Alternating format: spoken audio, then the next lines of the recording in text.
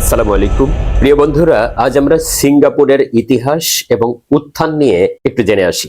Singapore হচ্ছে বিশ্বের এমন একটি রাষ্ট্র বা একমাত্র রাষ্ট্র যে কখনো কারো কাছ থেকে স্বাধীনতা দাবি করে নাই। অর্থাৎ সিঙ্গাপুর দীর্ঘদিন ব্রিটিশদের অধীনে ছিল তারা, কিন্তু ব্রিটিশদের কাছ থেকে তারা স্বাধীনতা দাবি করে নাই। 1963 সালে ব্রিটিশ এমনিতেই সিঙ্গাপুরকে স্বাধীনতা দেয়, ছেড়ে চলে যায়।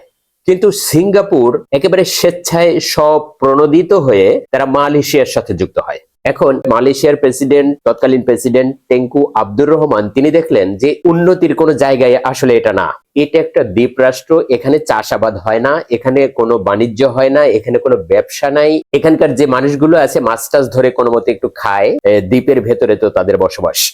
তো এই রকমের ছোট্ট একটি দ্বীপ, সেই দ্বীপের মানুষ কাজ করে না, ইনকামের কোনো সোর্স নাই, ভবিষ্যৎ একেবারে অন্ধকার। এরকমের একটা দ্বীপকে নিয়ে তিনি খুশি হতে পারলেন না। ওই যে এরকমের হয় না যে সংসারের যে আয় রোজগার করে না, বাউন্ডেলে একেবারে ভবঘুরে টাইপের, ওই রকমের সন্তান যে কাজ করে না, তার পেছনে শুধু খরচ আর খরচ, সে কোনো উৎপাদনমুখী কিচ্ছু করে না, এই রকমের সন্তানকে গ্রামের বা শহরেও যে পরিবারে এই ধরনের একটা সন্তান থাকে তাকে বের করে দেওয়া হয়, ব্যালক করে দেওয়া বলে স্থানীয় ভাষায়। তো ব্যালক করে দেওয়া হয় বা সেপারেট করে দেওয়া হয়।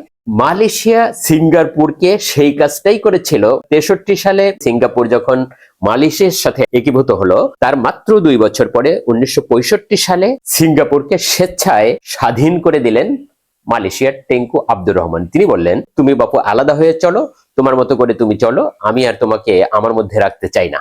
সেপারেট করে দেওয়ার মতো একটা ব্যাপার। কিন্তু মালয়েশিয়া থেকে সে কখনোই আলাদা হয়ে যেতে চায়। কিন্তু যেহেতু জায়গাটা দ্বীপ, এখানে চাষাবাদ যোগ্য কোনো জমি নাই, ব্যবসা বাণিজ্যের কোনো ব্যাপার নাই, তখন এখানে কোনো বন্দর গড়ে ওঠে নাই, আসলে প্রোডাক্টিভ কিচ্ছু আসে না।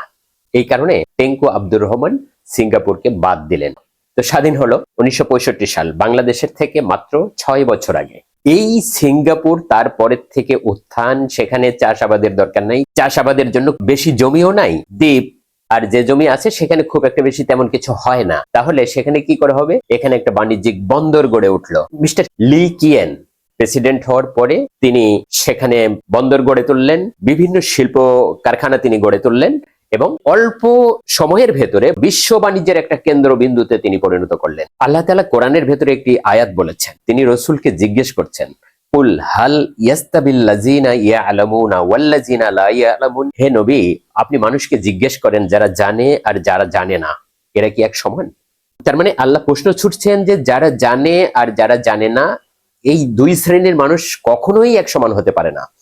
তো লি কিয়েন, যে মাটিতে ফসল হয় না, উৎপাদনমুখী কিচ্ছু আসে না, সেখানে কি করলে সারা বিশ্বের নজর সেখানে পড়ে, আমরা এখন সেখানে কামলা দিতে যাই, সারা বিশ্ব থেকেই মানুষ সেখানে কামলা দিতে যায়, কেউ ব্যবসা করতে যায়। বাংলাদেশের থেকে মাত্র 6 বছর আগে যে রাষ্ট্রটি স্বাধীন হলো, সেই রাষ্ট্রেও যাকে ত্যায্য পুত্র করে দেওয়া হলো বলা যায়, এই ধরনের একটি দেশ মাত্র কয়েক বছরের মধ্যে তারা বিশ্বের একটা বাণিজ্য কেন্দ্র হিসেবে পরিগণিত হলো এবং এখন বিশ্বের অন্যতম একটা সেরা ধনী রাষ্ট্র সিঙ্গাপুর।